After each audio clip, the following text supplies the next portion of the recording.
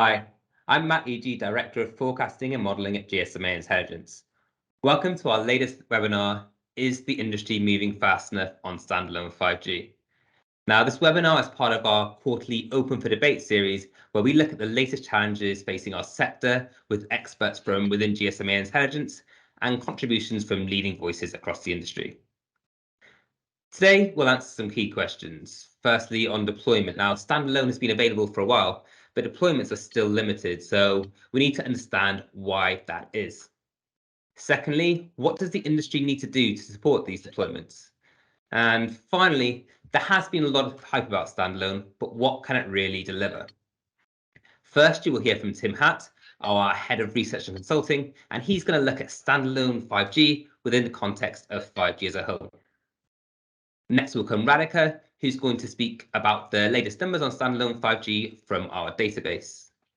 And then we'll be joined by Zahid Gadiali, Principal Analyst and Consultants at 3G 4G, for a panel discussion tackling our key questions. Finally, we'll take some questions from the audience. So if you have got any questions, start sending them in now, and we will take them at the end. So before we begin, let me tell you a little bit about GSMA Intelligence. So we're the research and data arm of the GSMA, serving 800 organizations and 40,000 users right across the world. We've recently expanded our offering, moving from 30 million data points and 130 annual reports to over 50 million data points and 150 reports. We've done this by increasing our focus horizon from 2025 to 2030 and adding additional data sets, including FWA and our Spectrum Navigator tool. We constantly monitor our accuracy to ensure you have the best available reported and forecasted data, and our team of over 50 analysts and industry experts support the business strategy of our subscribers and the wider ecosystem. So to get back onto Standalone, I will now hand over to Tim. Thanks very much, Matt, and great to see everybody out today. So I wanted to lay some context on the 5G evolution as we now move towards standalone deployments at scale. So first slide here, looking at 5G in context, I think the main point is that we've moved from a rollout phase, which actually sort of accelerated rather than decelerated in the pandemic, to a point of having material consumer adoption. We're up at about 10% of the subscriber base now, and by the end of 2025, that's going to be a quarter, just over a quarter, or 2.3 billion mobile connections. So there's a lot of activity here, and as we move though to the sort of next phase of 5G, I think that's really heading towards the enterprise deployments to complement what we're seeing in the consumer domain, and that's really, I think, a lot of the monetization capability of standalone. So if we can move to the next slide. The industry, the telecoms industry, has staked 5G investments on a revenue story.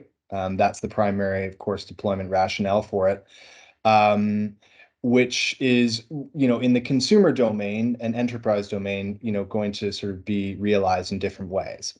In consumer, you can see here that these are data per user per month projections. Those are going to rise multiples on what we see even with LTE smartphones as you get into high bit streaming applications and potentially AR and VR. For enterprise, though, it's a lot of applications more in industrial settings and transport settings and so forth.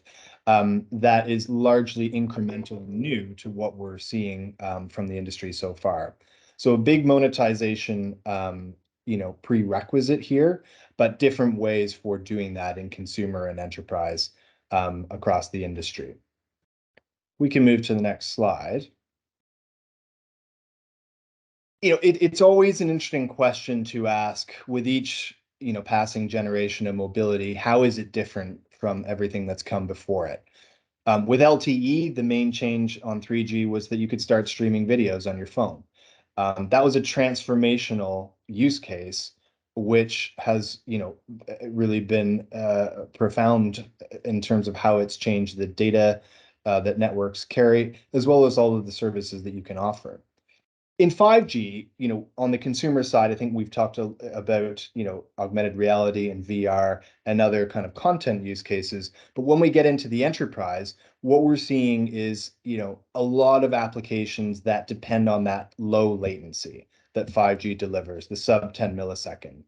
And the chart on the left, in the enterprise and government portions of that, gives you a flavor for some of these, verticals, be that in education, be it in manufacturing, tourism, heavy industry such as mining. And really what we're looking at with Standalone is a new technical capability for giving organizations that ring-fenced level of service assurance that is able to deliver on the promise of 5G and in turn really help them monetize. So it's a change on what we've seen in the past in terms of the technical capability, but it's also a change in terms of what it can actually offer in terms of the services that are saleable to enterprise verticals. If we can go to the next slide. It's always interesting to take the pulse of the industry rather than just do our own analysis on the numbers that are reported by different companies. And what we're showing here are some survey results from operators, telecom operators, on what they see as the biggest benefits of standalone 5G. Keeping that framework there on the right of, you've got the low latency, you've got slicing, and you've got a simplified architecture. And you can see the dominant response there is this, MMTC, the massive machine type communications. And that really lends itself to the idea that if you are working on a standalone network, you are able to realize the full potential of 5G that delivers that low latency and that is suitable for, mission critical applications. That could be a robotic set of equipment in a car assembly plant. It could be for using drones in security applications in a port authority or at other transport hubs. It can be in a healthcare setting, such as a hospital. And I think the real change is that as we moved from SA as a primarily a story that was largely from the Chinese operators originally, this is now really expanding to other parts of the world, particularly the US and Europe, where there are, usually over half of most European and US markets and others of the operators now have either SA deployed or with firm publicly announced plans to do that. So a big change in the network architecture, and we should start to see more clear disclosure on the reporting for enterprise use cases as SA comes in. So it's an important change in setting up what the industry can do. I'm going to move to the next slide and hand over to Radhika to start running us through the numbers. Radhika.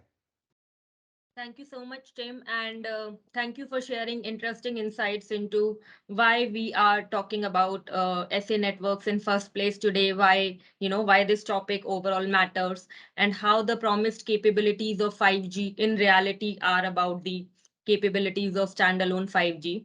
So now, as Tim has already set the context about standalone networks, we thought of looking at the current state of play or affairs into 5G standalone with the help of some numbers. So if I draw your attention to this slide, as you can see, we have two data points on this slide, one from 2019 and one coming from 2022. The one from 2019 is basically coming from an operator survey that GSMA Intelligence runs every year with a sample set of operators to understand their network transformation strategies, to understand their future network plans. So back in 2019, based on this survey, 34% of operators mentioned that they are planning to deploy standalone 5G networks within next 2 years. Fast forward to 2022, we can see only 13% of operators have actually deployed 5G standalone networks. And what I would also like to mention here is this 13% is not 13% of the total operators. This 13% is actually 13% of total 5G operators. So basically around 209 to 210 telecom operators globally have deployed 5G services, and around 13% of them, translating into 27, have deployed 5G standalone services. So obviously, as Tim already noted and talked about how 5G standalone has the potential to help operators with digital enterprise opportunities, even with all those aspirations and expectations from 2019, the progress with standalone has been slow and a little disappointing. But obviously, now that we know that this 13% is the actual number of 5G standalone launches from the overall 5G market, I will move on to my next slide to give you some insight into how different regions are contributing to this number of 27 5G standalone launches. So as you can already see on this slide, the majority of the contribution as of today is mainly coming from APAC and North America region. And as we noted earlier, within APAC, this is what Chinese operators started to drive earlier. But at the same time, other regions globally have started to focus on standalone networks, and it is in their long-term roadmap or mid-term roadmap to deploy 5G standalone networks, as evident on this slide from the blue color. So blue color highlights all those countries and regions wherein there is no live 5G standalone deployment as of today, but these countries have plans to deploy 5G standalone in next few years. And when I say next few years, it's a time frame of 2 to 3 years. So looking at the overall global map, mixing the red and blue color, definitely there's a global momentum on 5G standalone networks, but the progress of deployments, the pace of deployments is slow. And if we have to dive further into these regional numbers, I can move on to my next slide. Yeah. So moving on to my next slide to dive further into these regional numbers, you will see some interesting trends here. As we already noted that if I talk about the live 5G standalone deployments today, that was the number, I think I will mention 27 number so many times during my presentation that everyone will have this on top of their head after the presentation. So as I mentioned, the number of 27, the main contribution is coming from APAC and North America region. So we can definitely see that on this slide that there are 12 operators in the APAC region who have deployed 5G standalone services, contributing to around 50% of live 5G standalone networks today. But what is also interesting to note is if you look at Europe, there are very few 5G standalone deployments today, but there are 44 operators in Europe that are planning to deploy standalone networks, the 5G standalone networks in next few years. So what does this mean and why is this happening?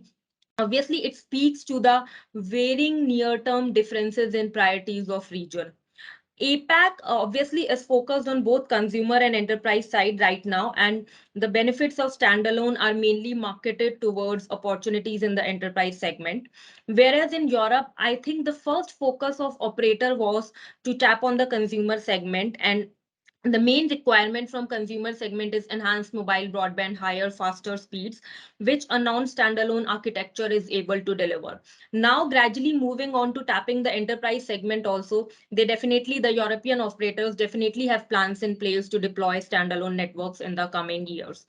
And this will be further validated as I move on to my next slide, why I am confidently saying that, European operators have plans and they will be tapping on enterprise opportunities in the coming years. So as I move on to my next slide, yeah.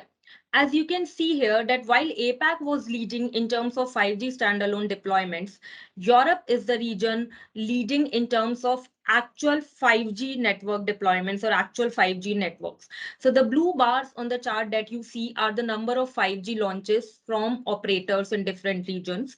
And green and red line talks about the current live 5G standalone networks, and red one talks about live plus planned ambition. So as you can already see that Europe is leading in terms of 5G deployments with 98 operators in Europe having already deployed 5G services, followed by 46 in APAC and so on. But obviously, there are only 4% operators of this 98 who have deployed 5G standalone services versus 26% in APAC and 27 in North America. Interestingly, as you see their planned aspirations or planned ambitions also, and you add up the total number of live plus planned launches in different regions, you see that majority of the regions, barring one or two, will have at least 50% of their 5G running on standalone networks in next few years. So it is not about which region is leading right now or which region will lead in 2 to 3 years down the line, because it's all about varying priorities of these regions in the near term. Someone is focusing on consumer segment more right now, someone is focusing on both. But I think in the longer term, everyone is focused in the same direction. And definitely if the plans plays out as operators have already cited their standalone plans, so if it plays out, the future and outlook for standalone networks is promising. Clearly, there is momentum. It's only that the pace of deployments had been slow and it had not picked up as industry had expected. And as we move on to the panel discussion, we will be exploring different aspects of why this is happening, what could be the possible reasons, and so on. And with that, I would like to thank you everyone on the call for attending the presentation before moving on to the panel. And I would hand over to Matt for opening the panel. Thank you, everyone. Thank you very much, Radhika. And before we move to the panel, we have Zahid here from 3G, 4G. Zahid, would you like to introduce yourself before we go on? Yeah, sure. So a lot of people know me on the call. I looked at some of the attendee list. So my name is Zahid Khadiali, and I'm representing 3G, 4G here in this particular webinar. So for people who don't know, 3G, 4G is an analysis, consulting, and training company. And of course, people always ask me, when am I going to change the name to 5G, 6G, or whatever? And I remind people like, guys, I'll change the name when 3GPP, remember 3GPP or GSMA changes their names. Not changing the name anytime soon. So I'm the principal analyst and consultant. We do a lot of small fun projects. Interestingly, I'm actually working on a report on 5G standalone with Apple Research at the moment, and also working on another project looking at the impact of 2G and 3G shutdown on IoT. So for some people already know that until recently, I was a senior director looking at technology and innovation strategy in parallel wireless. So looking forward to the panel discussion. Thank you very much indeed. Okay, so to start with, Tim, at the beginning, you called out some of the key use cases for standalone 5G. Are there any others that we're not thinking about? Potentially. I think, there's a fairly exhaustive or full list of potential deployment scenarios in enterprise verticals. But I think when you strip it back to first principles, which is that if you are looking to monetize and grow new revenues through the enterprise, then 5G SA is really a prerequisite. Then you start to expand, the number of areas where you're going to be looking. I think in a lot of cases where we're seeing the activity now in manufacturing settings, I talked about ports. I talked about campus networks where it might be supporting a private network, which is something where you have a dedicated set of connectivity, not having reference to the public cell network. In those settings, we're starting to see some of the benefits of new connectivity under SA, coming through and being reported. I think what we're going to see is that start to expand as those proof points become visible through case studies into healthcare settings. I think we'll see it increasingly in other high dependency areas,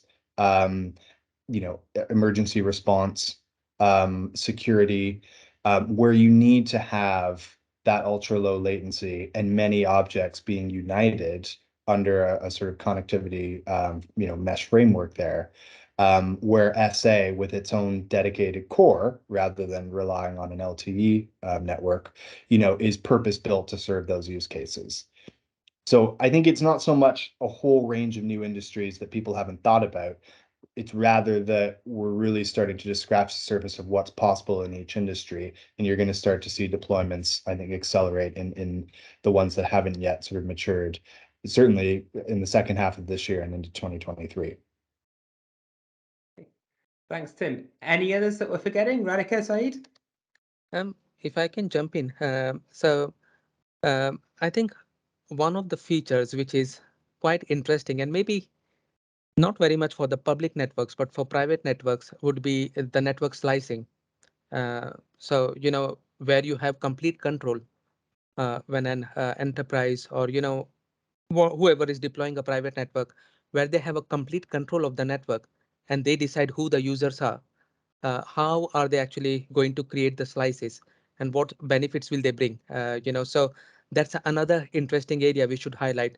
But then another couple of features which are maybe not that much of a high priority, but very interesting from my point of view. One of them is the integration of satellite with the terrestrial networks, right? So this feature is called NTN, or the non-terrestrial networks. This is going to be interesting once it's mature and it's launched.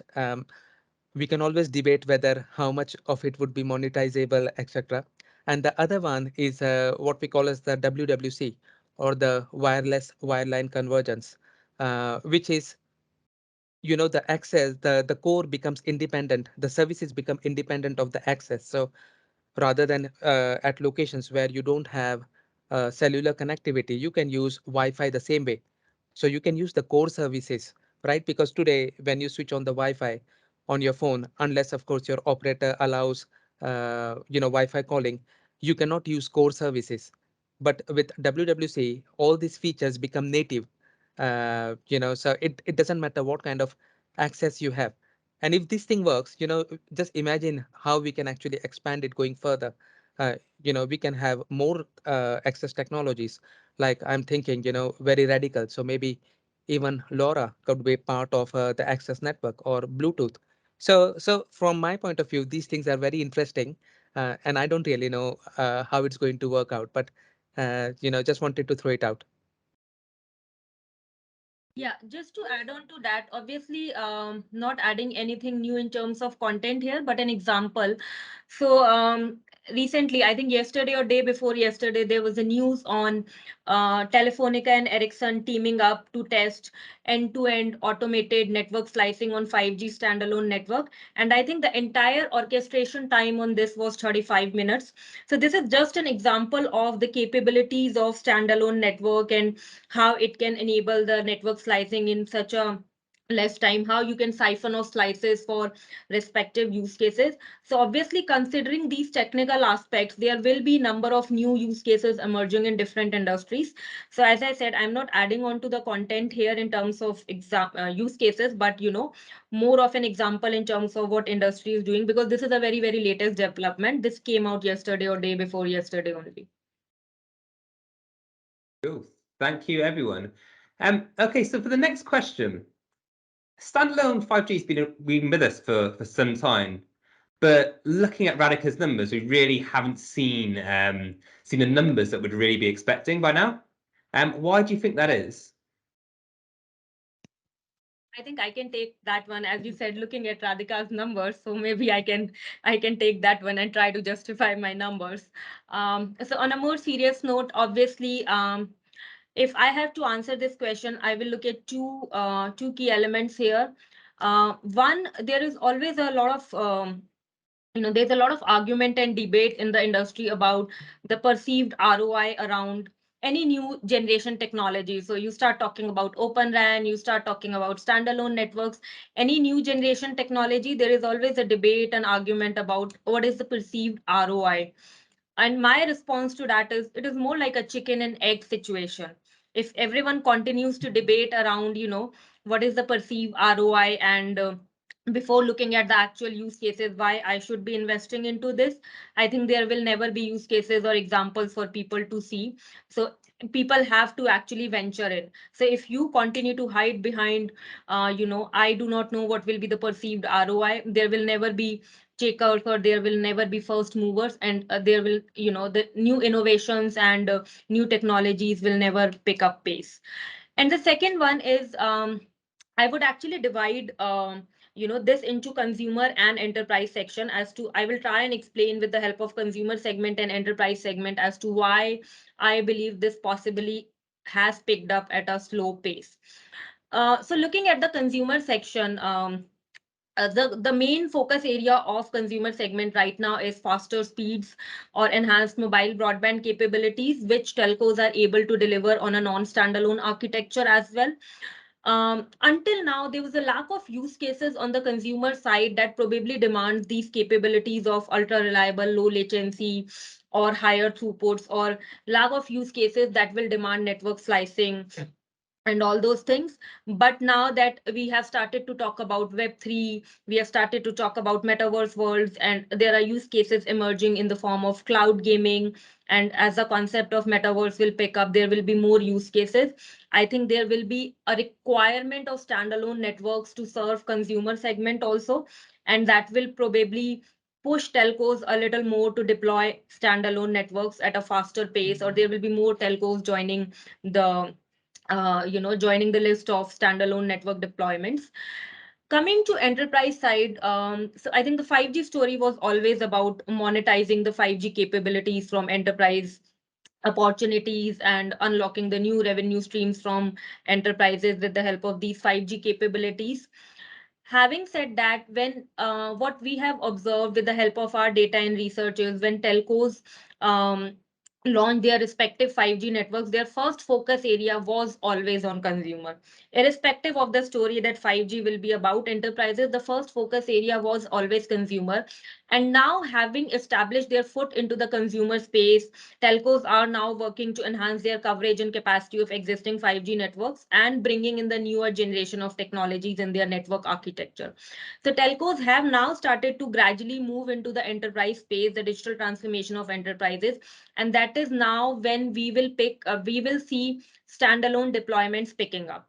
Until now, a lot of telcos have not deployed 5G solutions into the enterprise space, but it is mainly around, trials and partnerships and agreements to explore what are the possible use cases on enterprise side. Actual deployments are very limited. Also, one interesting data point that I did not share during my presentation is the private deployment of 5G standalone networks. So while we have 27 5G standalone networks deployed commercially, on a national level, there are 10 private 5G standalone network deployments too, which is a good, I mean, which is a significant number when you put it in context of 27 total 5G launches. It means even if telcos do have an enterprise opportunity today, maybe they are handling it with the help of a private 5G standalone deployment that is doing the job for them. And in this case, enterprise will bear the share of cost also, so it is, it is lighter on their pockets as well. Whereas when they deploy a 5G standalone for the entire population or for the consumer space, it will come down to their own pocket. So I think combining all these reasons, I believe that, the pace of standalone network deployments was slow, but looking at the planned numbers and in the belief that now telcos have established their foot into consumer space and moving into enterprises, we really expect 5G standalone deployments to pick up in next few years. So I have a slightly different view, if I may jump in, right? So what were the two big use cases for 5G? So I've been involved with 5G since 2014. Of course, we started talking about 5G. I remember maybe 2014 or 2015, the LT World Summit was rebranded to 5G World Summit, for example. And two of the use cases we always talk about is the speeds and latency. So, the joke, which people who actually follow on Twitter, they might have seen my joke. They're saying, what's the killer 5G use case? Well, it's when you get a 5G device, the first thing you do is a speed test. You're right.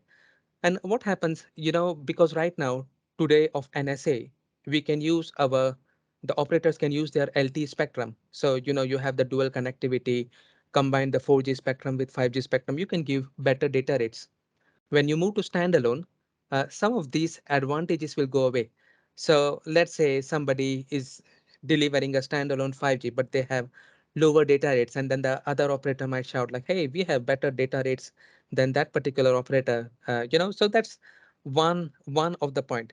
The other one is I actually heard Onoe-san from NTT Docomo talk about it in the NTT Docomo's open house in January.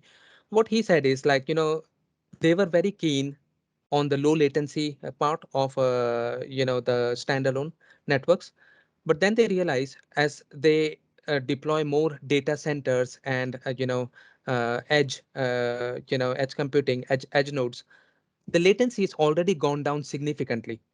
So that particular advantage where initially we were thinking about, well, you have sort of like 40 millisecond round trip latency on an application level for LTE, and you can bring it down to like 10 millisecond. They are already doing it today. So that killer use case where the killer latency thing, that's sort of disappeared. But in addition to these things, if we talk about like, some of the challenges, I think what happened is the operators were sort of like, they didn't realize. So, you had the packet core in 3G. When you moved to the 4G EPC, you had to support the packet core in 3G. So, the operators went towards more sort of like a combined core. And now with 5G, you have a completely new architecture, you're right, which is the what we call as the SBA or service-based architecture. And because of this thing, things have become sort of like a little bit more challenging.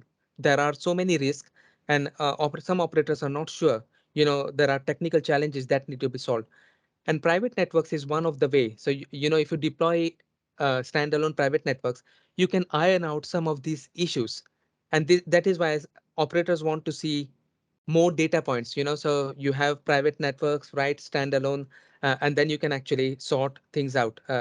So that's my take, slightly different than Radhika's, but I hope you guys get it.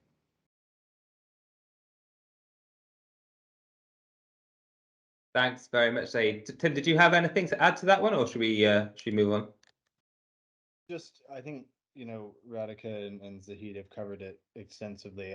I mean, it really does. I think there's a cost and an ROI point, there's a phasing point, and then just the only other thing I would add is there's a standards point in that when 5G was originally launched and the first networks went up in 2019, early 2020, the 3GPP release 17, and the capabilities that was going to entail in the low latency in the enterprise, was not fully available. And so there is a sort of degree of alignment that is needed with your network infrastructure and the standards that are going to be available on a global scale. So yeah. Cool. Thank you. And so if we were all to sit here and say we should roll out standalone 5G, what is technically required for operators to do that? So thinking about things like the RAN, the core, what devices are required? Zahid, do you want to pick that one up? Yeah, sure. So, for standalone, of course, the main driver is the 5G core, which is, the whole architecture. So maybe it's not really technically very different from EPC, right? So, with EPC, we basically did this control and user plane separation in release 14, I think. But the thing is, because it's a quite new architecture, you need to have a completely software based core, right? Cloud native, virtualized, etc. So there is this thing. So, some of the operators are still struggling. And then, of course, operators have so many legacy functions associated with their core. It's not easy, uh, and frankly, this is something which is often overlooked. It's not easy for new vendors to break into an operator on the core side. So if you really see, there are most of the standalone announcements have been with just two vendors. So it's either vendor A or vendor B, without taking any names. Uh, so that's one of the challenges. But then, of course, the devices need to support standalone. But I think I saw recently a report from GSA where they said 90% of the devices are already capable of supporting standalone. So except for this is the new devices, right, which is launched in the last year, because the initial devices probably weren't capable of standalone and they might not be able to do standalone. But that's one of the things.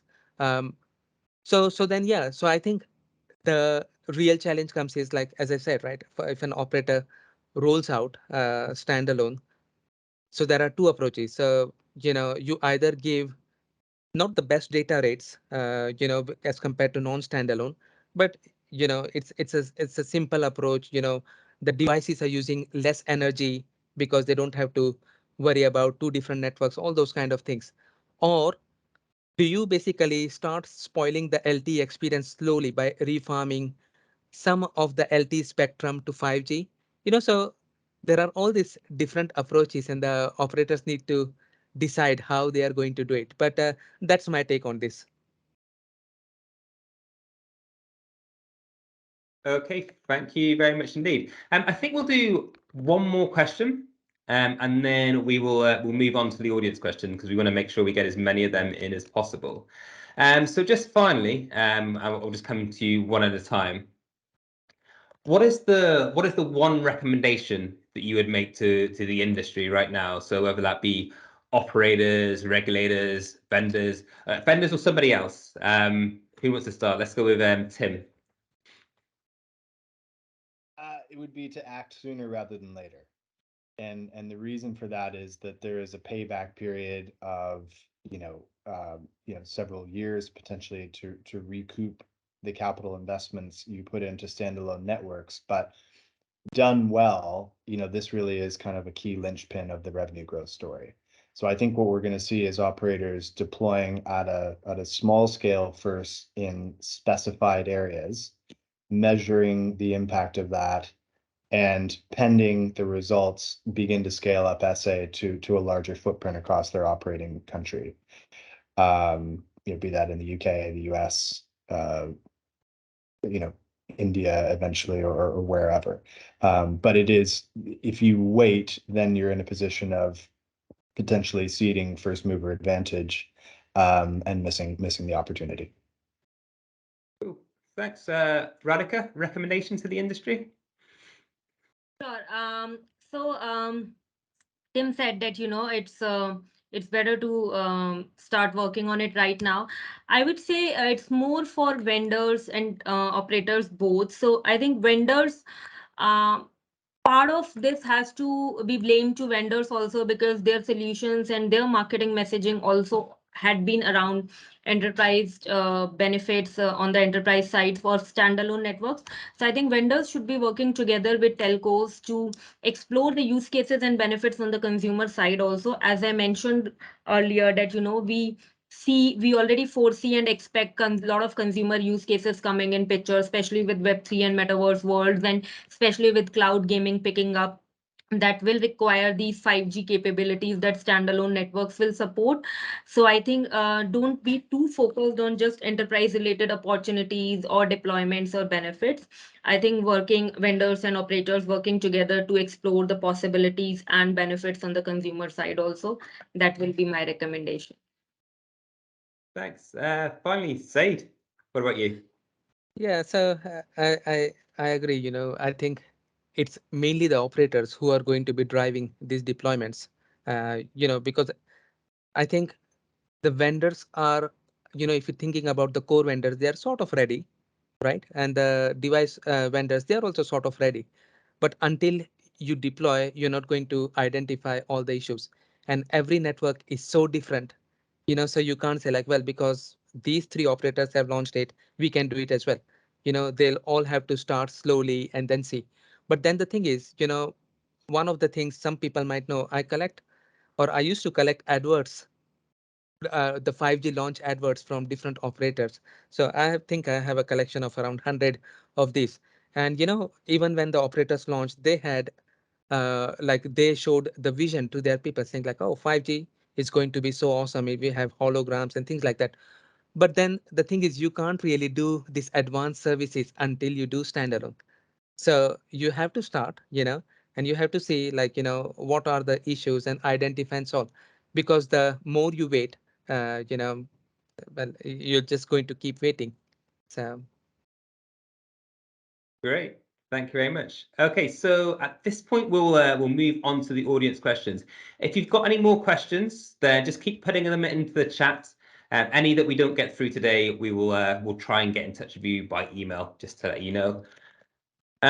So to start with, there's a question on one of the slides. So we can see that operators B2B revenue is 27%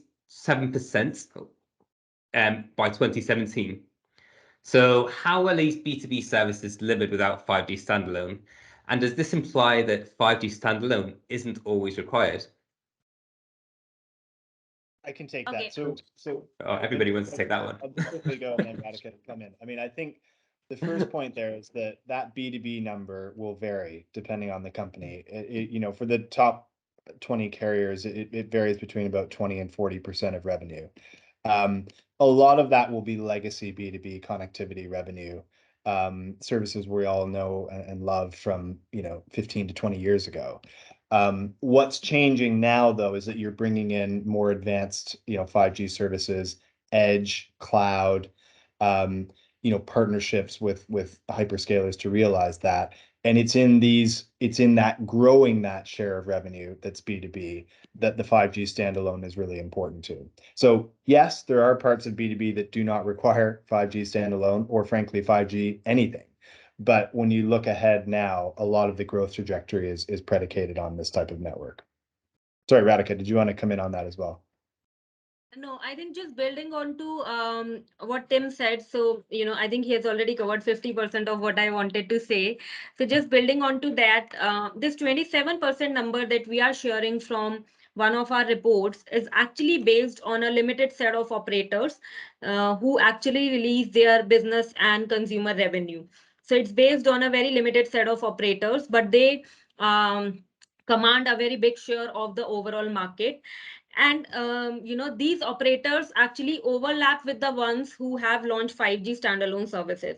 So not all the B2B services require 5G standalone network. Secondly, this 27% figure is coming from a limited set of operators included in our analysts who are actually reporting this revenue split into business and consumer. And thirdly, as we said, the 5G story is about enterprise revenues and all those things. There is still a lot of potential for telcos to take this number higher up because revenues on the consumer side have stagnated from last so many years. So the revenue growth that has to come from new revenue opportunities, one of them being enterprise opportunities. So there's still a lot of potential and appetite for telcos to take this number higher up from 27 to something else. So I think putting together all these things explains why we need 5G standalone networks. Cool. Zahid, I think you went to say something on this one as well? Oh, no, not on this one. Okay, no worries. Okay, so moving on to the next one from Julie Bradford. So of the 5G standalone networks deployed, what scale of geographical area do they tend to cover? So is 5G standalone still relatively localized, or do we see nationwide deployments yet? So, yep, go for it, Radhika. I think I should stop after that. So because again, this is based on data, so I jumped in to answer this one. But the 27 launches that we have talked about today and covered in our slide are based on deployments that are either national deployments or closer to national deployments. If there's a telco who has launched standalone services for a niche segment of population or for one restricted area only, that covers a very small segment of population of the market, that has not been accounted as a commercial launch for the sake of our definition and is not included in this count of 27. Pretty much similar to how I explained the 10 private standalone network deployments wherein an operator has launched standalone service, but for one particular enterprise, or let's say maybe two enterprises.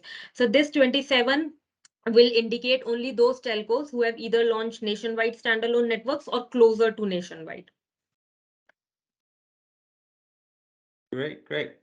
Okay, so moving on to the next question. Do you see small and medium-sized MNOs moving to 5G standalone at the same pace as the largest ones?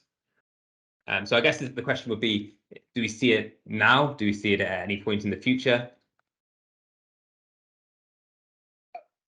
I can start on that. I mean, I think the short answer is it depends. In general, you'll see the early deployments from larger scale groups, though. And the reason for that is that, you know, the telco sector is a scale industry. And the higher the market share you have, the greater the financial sort of cash flow margins are, and therefore ability to invest. Now, what I would say, though, to that is that, you know, building on what Radhika said, some of the pilots in 5G standalone are in niche areas, covering a university or a, factory in a small area. And some of those will be from, number 3 or number 4 operators in terms of subscriber size. So it's not a one size fits all, but I think in general, you'll see a phasing effect where, yes, the early investments would be primarily from larger market share companies and with others sort of coming through in a staggered fashion.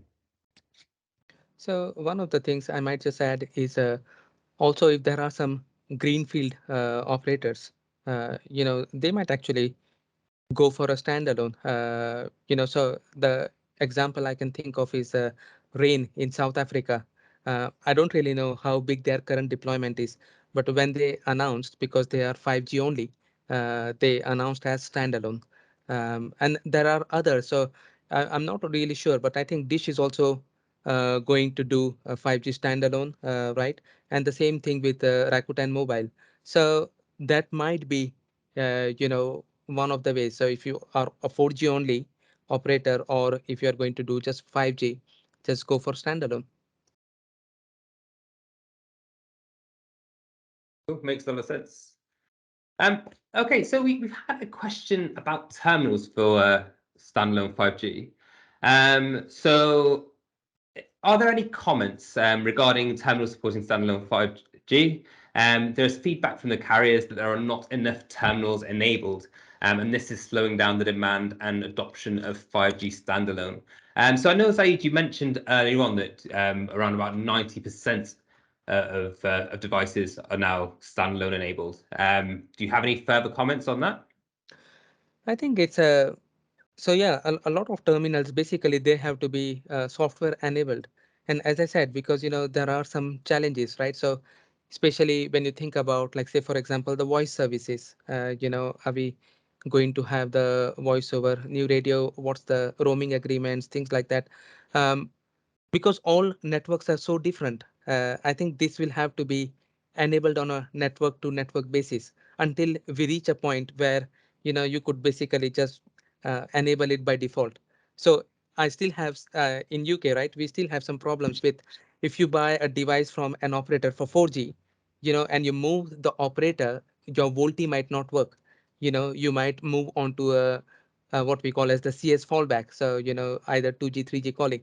So yeah, so that is an area which is a complicated area, and we haven't solved that problem 10 years after the launch of VoLTE. So I would just add Great. quickly. I think Zahid is absolutely right.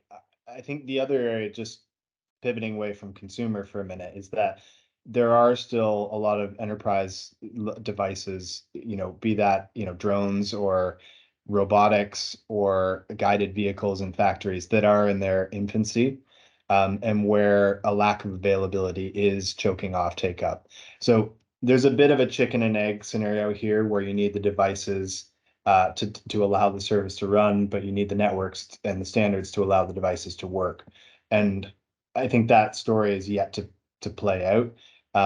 But there's a clear kind of necessity for that, particularly in industrial settings. Thank you both. Okay, so next question. Do you think that private 5G propositions of public cloud providers will be a factor pushing telcos to accelerate with 5G standalone deployment in order to compete better in the arena? For sure.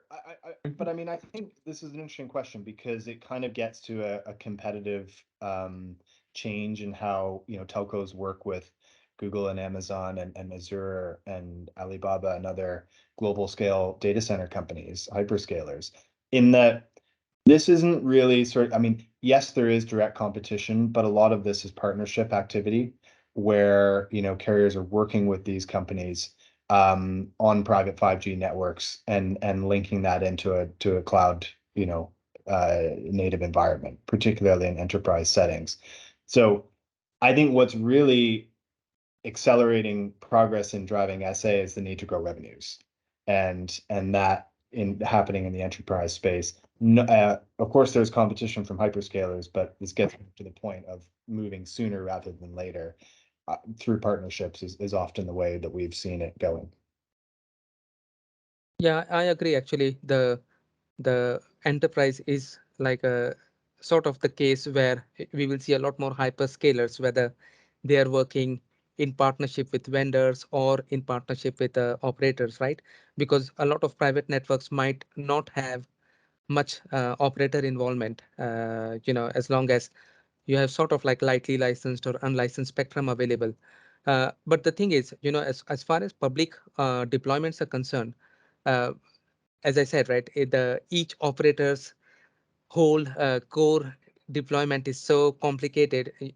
It's very difficult for somebody new. So even a hyperscaler to come in directly, they might come in for small things, So, and then it's like when I say small things, more like a VNF kind of thing. But it will take a long time for, the operators or the vendors to move all their functionality on a public cloud. It might start with part private cloud, and then eventually some of these will move to public cloud. It's going to be very interesting. That's what I can say. Just adding onto this one, so when we are talking about competing with hyperscalers or hyperscalers working in partnership with vendors here, um, so there's one interesting angle to this, that when hyperscalers or vendors are working on a private 5G solution, or as some of them calls it as a 5G in a box, they are targeting the enterprise segment or enterprise use cases. As I mentioned earlier, if you have to tap the consumer opportunity or consumer use cases that will demand 5G standalone capabilities, I think telcos still have the power. Because at least to me, it doesn't look like these hyperscalers working with vendors are targeting the consumer opportunity. For them, the solution is built in such a manner that they can support enterprises with their private network deployments. So while telcos will be competing with them, and they can look to have a share of pie from the enterprise revenue, I think consumer side is still where telcos can have an upper hand. The power is still with telcos, and therefore this is one area that they can continue to explore as more and more consumer use cases emerge that will demand these capabilities. Thanks, everyone. Okay, so moving on to the next question. FWA is the only dominant app today, but 5G standalone will bring more use cases thanks to slicing. But the investment is huge to have continuous coverage. What do you think about the business case for any newcomer to 5G standalone?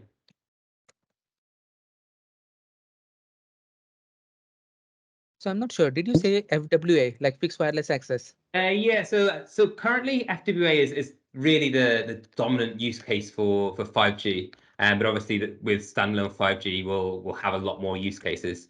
So I guess the question is really about the cost to have continuous coverage. But the thing is, I think the FWA, so as far as I know, FWA is only used in not a lot of cases, and that can be served well with, like a non-standalone. You don't really need standalone for FWA. I'm not sure what advantage would that bring, because, with dual connectivity, and as I said, you can, because of all the edge data centers and MEC, whatever you call it, you can already sort of deliver low latency today, as the operators move towards like control and user plane separation cups thing. Um, but it's like, what Radhika mentioned, what T mentioned about, if you're looking at more metaverse kind of use cases. So, metaverse is very hypothetical. I would keep it simple to more like extended reality or AR or VR, those kind of things, right?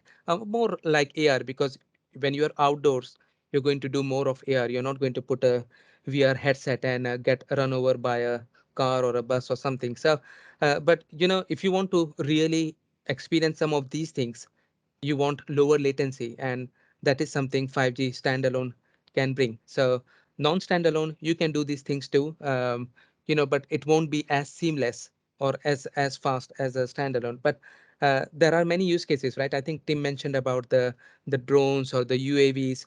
There are certain features in release 17 which is going to make them more native. But of course, the standalone rollouts which we see today are going to be based more on release 16 rather than release 17. So it's going to take time. I think the first step is to have standalone networks, and then we can build on top of that. I mean, just to put some numbers on it, just to back up what Zahid is saying. I mean, our own numbers have, about 80% of telecom sector capex supporting 5G over the next 5 years. So you're looking at in the region of sort of $800 billion. Now, when you put that to a subscriber level per 5G customer, it sort of gets to about $200 to $400, on a monthly basis. And so there's a cost involved. As a share of revenue, that capex, tends to vary between about 17 and 25%, 25 in the high part of the cycle and 17 in the low. But I think what we're seeing here is that as operators ramp up SA, we'll probably see a kind of humped formation where you had an initial peak once the network investments of 2019 and 20 came through, a little bit of a downgrade since, and then you're going to see that rise back up again as SA starts to filter through in those markets. So yeah, this is why we need to look at the long-term ROI, and proof points from enterprise deployments are super important here. Also, one part of the question said that, for newcomers, it said something related to what do you think about the business case for newcomers? I think I would just answer this in one line, and it speaks to what Zahid mentioned earlier. If you are a newcomer into the market, and if it's if it's a greenfield network that you are deploying from scratch, why not to just build a 5G standalone? Because there are tremendous and potential opportunities that we have discussed in last 1 hour. So if you are a newcomer in the market, why would you deploy a non-standalone architecture if you're falling directly into the 5G services? Thanks very much for that one. It's a really good question to finish on. Unfortunately, we don't have any more time. If you have sent us in a question, as I said earlier on, we'll get back to you by email. So all that's left for me to say is thank you very much for time. Thanks very much for your time today, and see you next time.